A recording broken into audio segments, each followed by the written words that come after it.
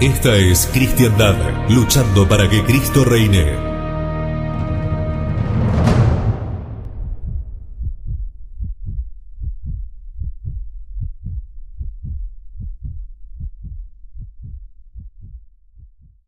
En el nombre del Padre, y del Hijo, y del Espíritu Santo. Amén. El Evangelio de este tercer domingo después de Pascua nos relata esas palabras de nuestro Señor Jesucristo en el sermón de despedida después de la última cena. Próximo a separarse de sus discípulos, el Maestro quiere dejarlos consolados. Y bien sabe él que su ausencia les ha de ser muy dolorosa, mas por eso mismo les propone unos sobre otros los más poderosos motivos de consuelo. Una de estas razones es que la ausencia no será larga y que tras ella le volverán a ver para no separarse ya más de su amable compañía.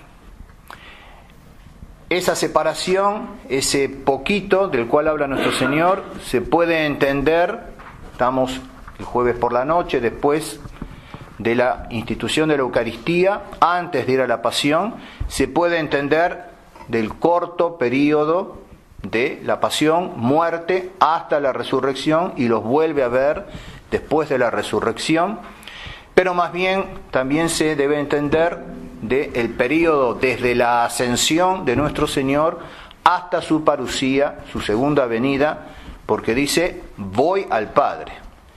Dentro de un poco ya no me veréis porque voy al Padre.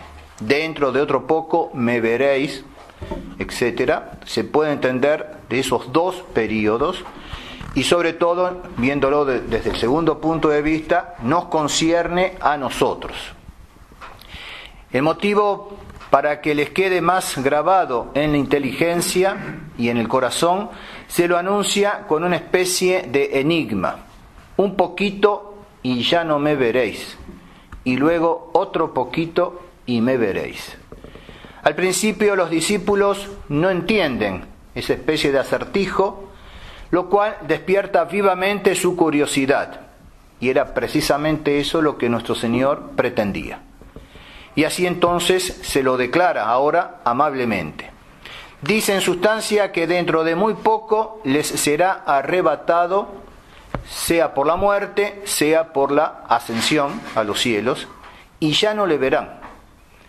Mas de ahí a poco, sea la resurrección y sea el poco en la parucía, que después de todo, por más que se pasen muchos siglos, comparado con la eternidad, es poco, Él los visitará y ellos le volverán a ver. Y el gozo de esta nueva vista ya nadie jamás se los quitará. Tal es la corteza de las palabras de nuestro Señor.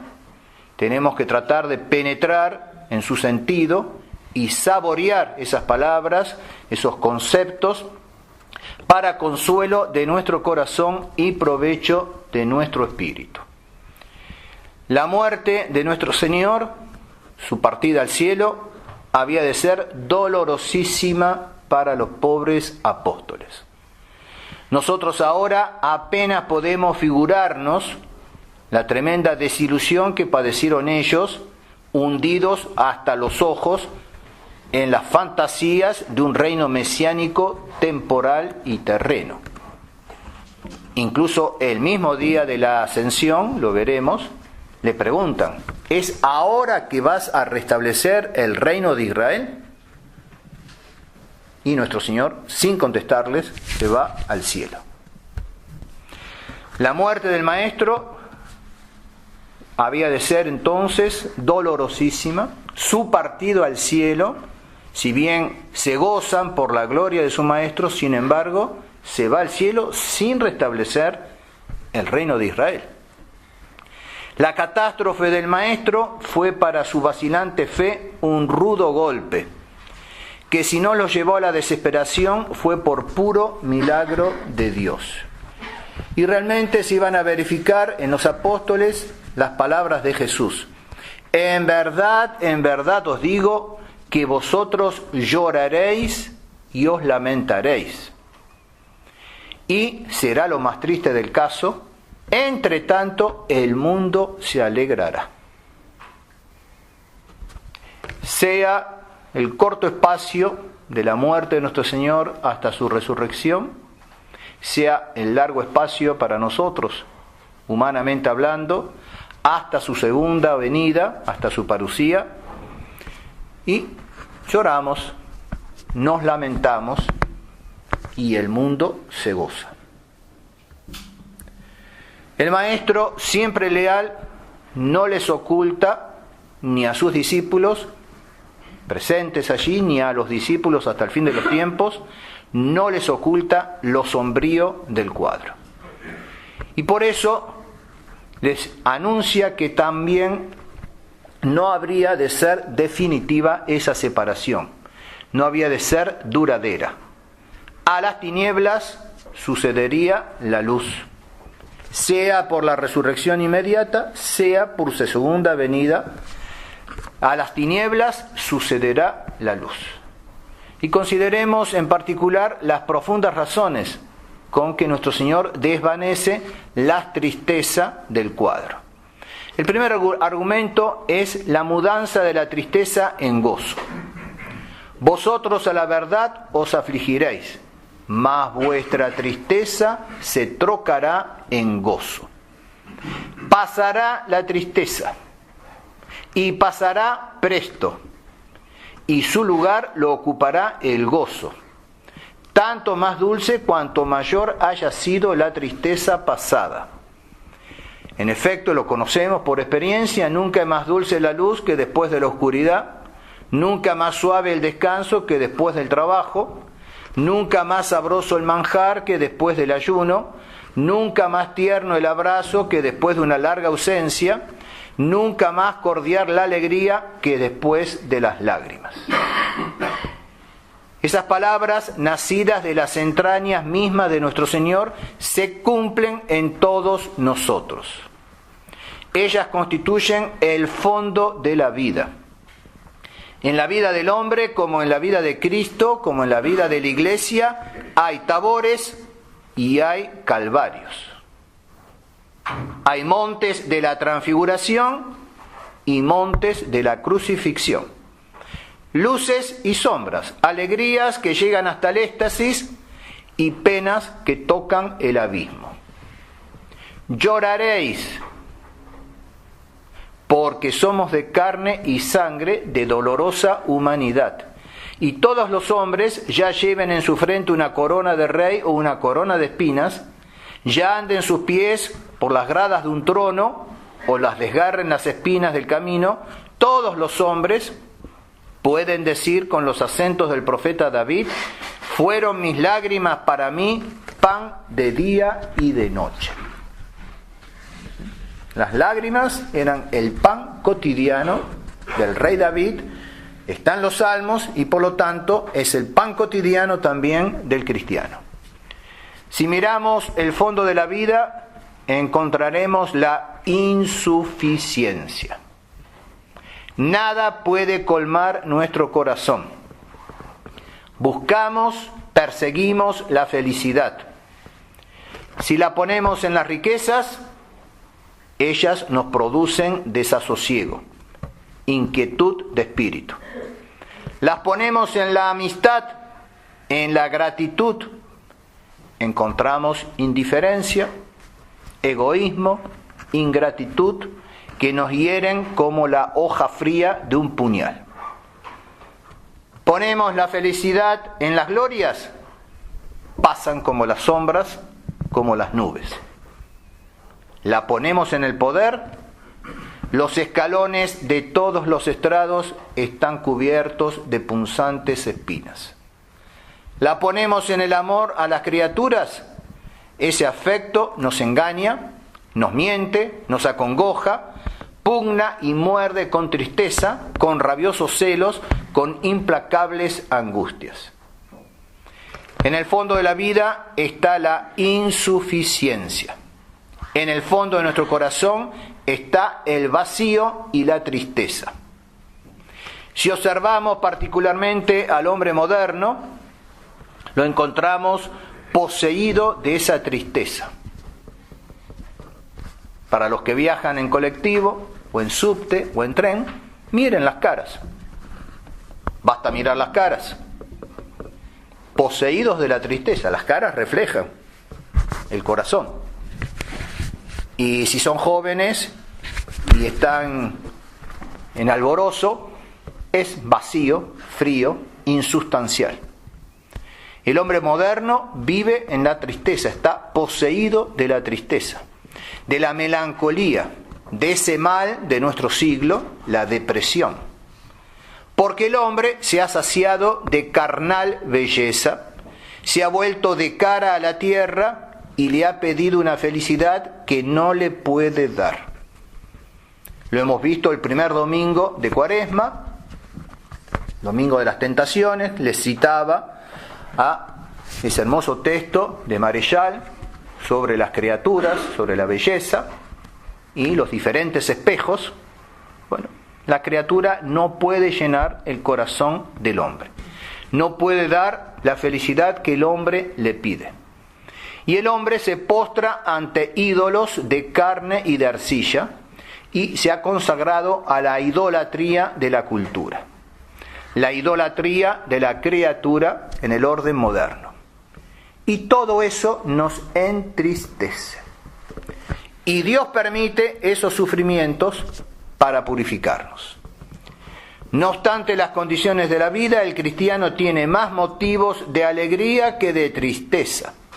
El cristiano, el verdadero cristiano, tiene más motivos de alegría que de tristeza, porque no ha puesto su felicidad en la tierra, sino que su tesoro está en el cielo.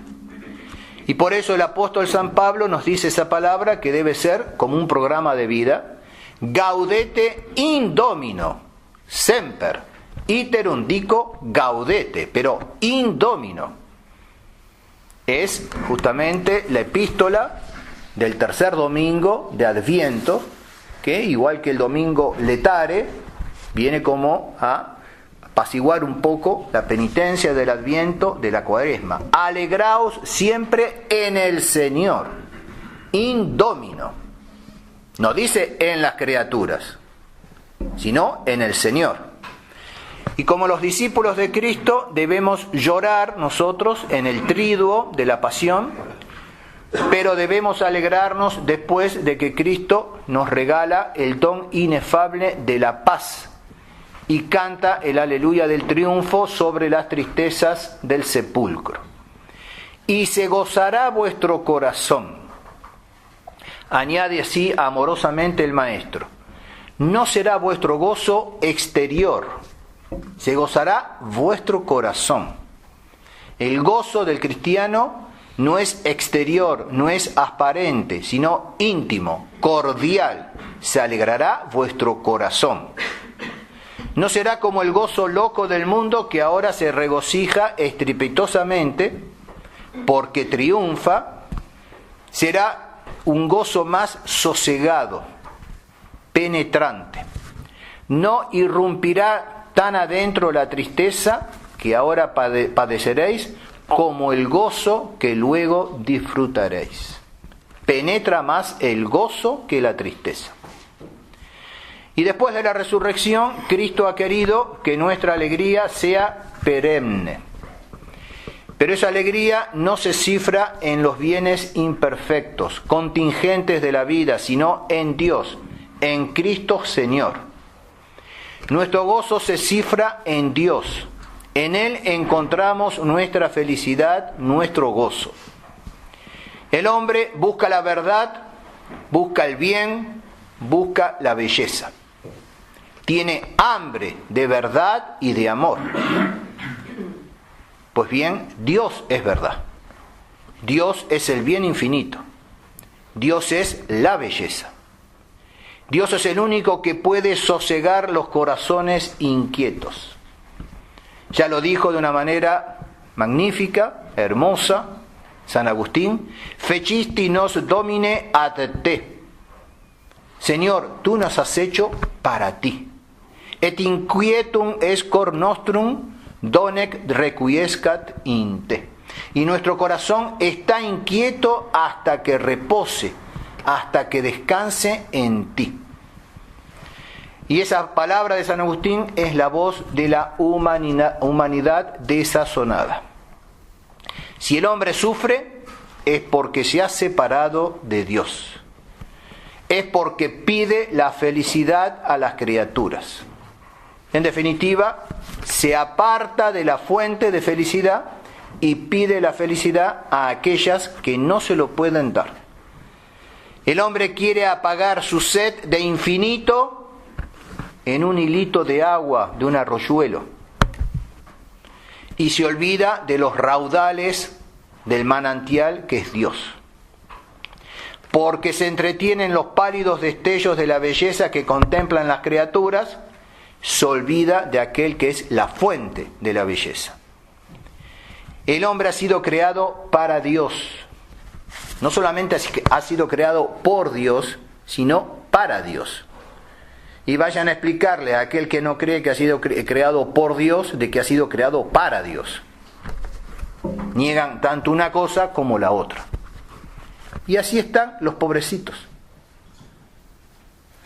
Y si entonces ante esos pobrecitos pudiésemos de alguna manera hacerle llegar un destello de esta verdad, de que ha sido creado por Dios y para Dios, de que aquí ha de sufrir porque estamos en un valle de lágrimas, pero que su gozo, su tristeza se convertirá en gozo, si pudiéramos hacer brillar un destello de esa verdad, esa persona cambiaría completamente. Ha sido creado por Dios y para Dios, y entonces solo Dios puede colmar su felicidad. Solo en Dios el hombre puede encontrar su reposo. Y por eso nuestro Señor añade, y vuestro gozo nadie os lo quitará. No solo la tristeza pasará, sino que el gozo no pasará.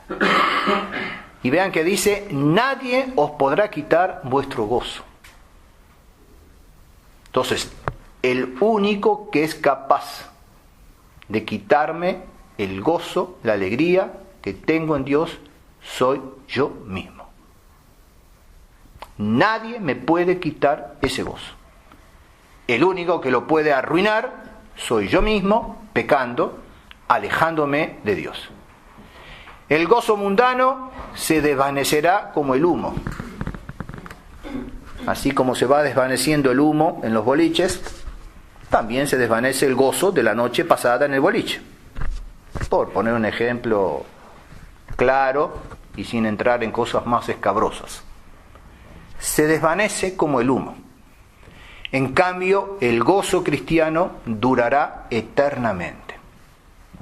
Tras la tristeza, el gozo, mas no inversamente. Tras el nuevo gozo, ya no hay que temer nueva tristeza. ¿Os podría turbar el gozo, el temor de la muerte? Pues estaréis seguros de no morir para siempre. ¿Menguarán vuestro gozo el dolor, la enfermedad, la infamia o cualquier otro género de penalidad física o moral?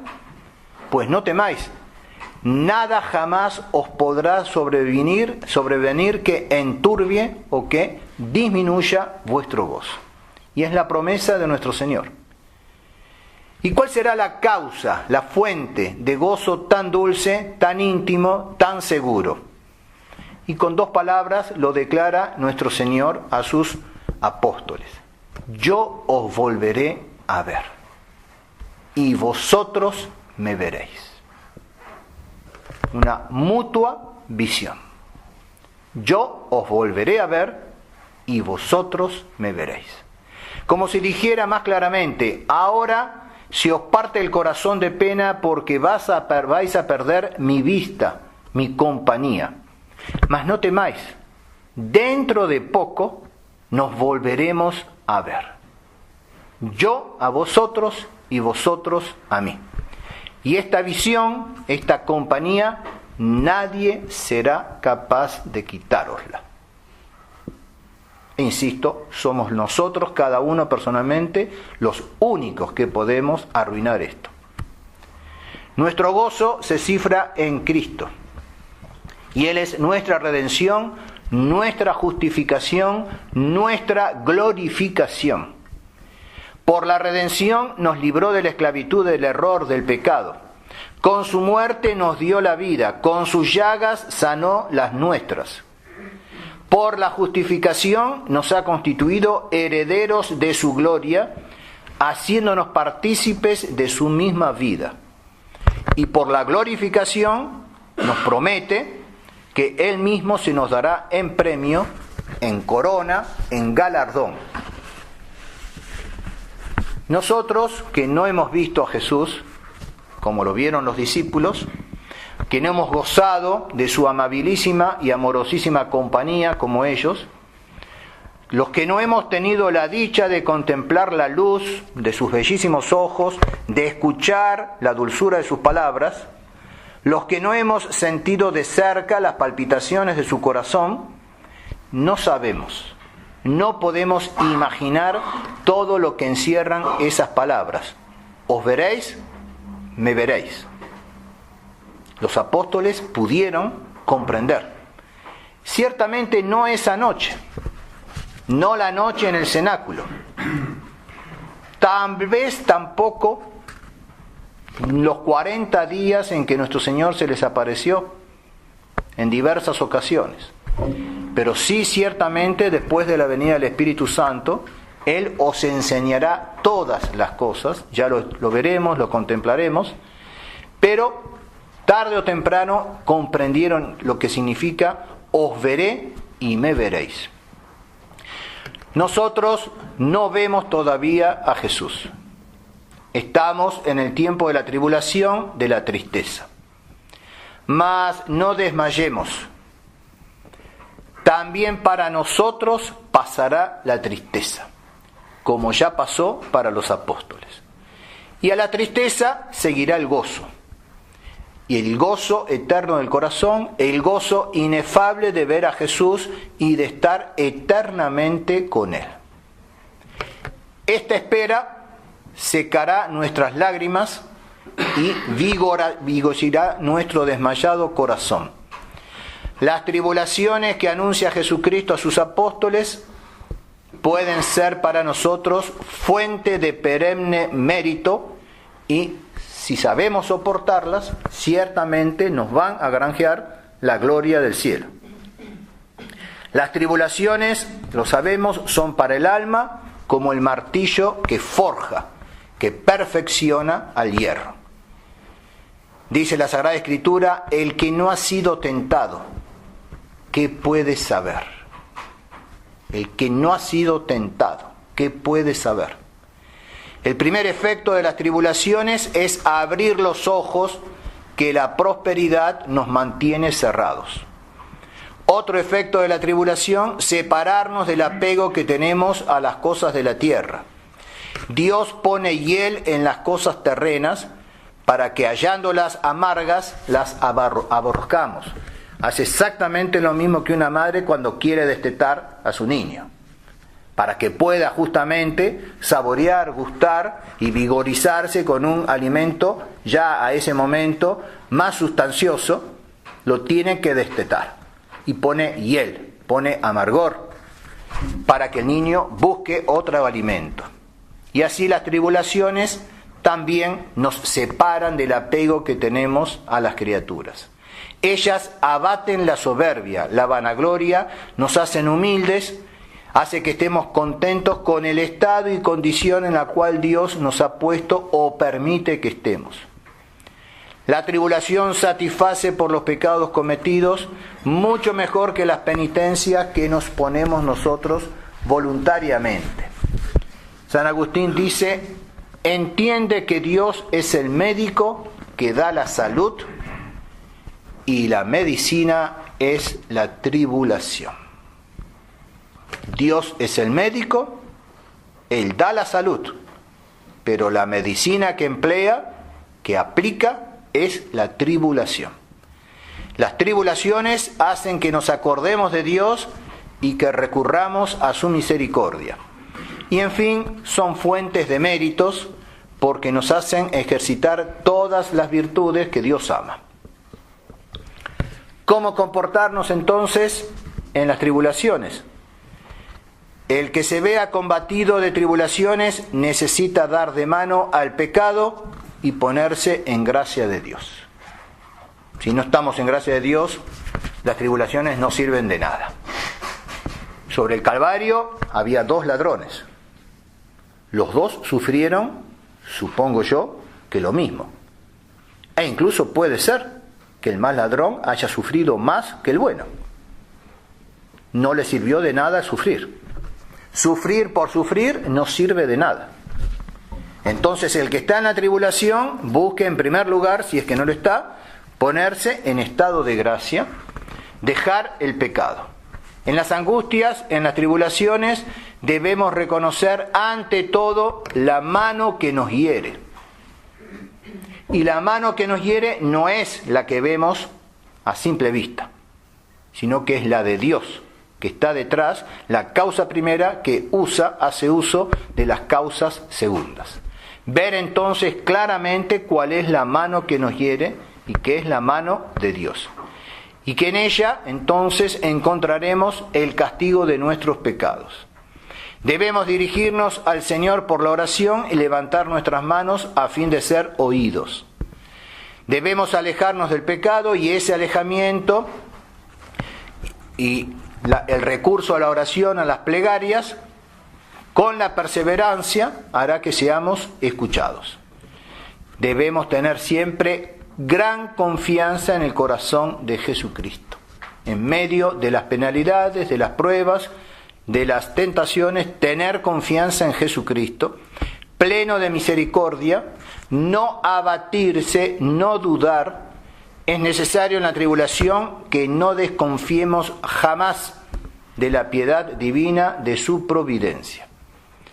Y siendo la tribulación necesaria, sea la cruz de la pobreza, del dolor, de la desolación, de la persecución, etc., debemos soportar con resignación, mejor todavía, con conformidad en la voluntad de Dios y con alegría, las cruces que Él nos mande. Y hemos de unir nuestras tribulaciones a las que sufrió Jesucristo, y así se convertirán en gozo. Tristitia vestra vertetur in gaudio. Vuestra tristeza se trocará, se convertirá en gozo. Entonces Dios transforma esas espinas en rosas, esos dolores en alegrías celestiales. Ellas formarán nuestra corona en el cielo. Recordemos que el tiempo de la tribulación es breve, breve el trabajo, breve la vida, breve la lucha, eterna la corona celestial. Un poquito y ya no me veréis. Otro poquito y me volveréis a ver. Vuestra tristeza se trocará en gozo. Y nadie, absolutamente nadie, os podrá arrebatar vuestra alegría. En el nombre del Padre, y del Hijo, y del Espíritu Santo. Amén.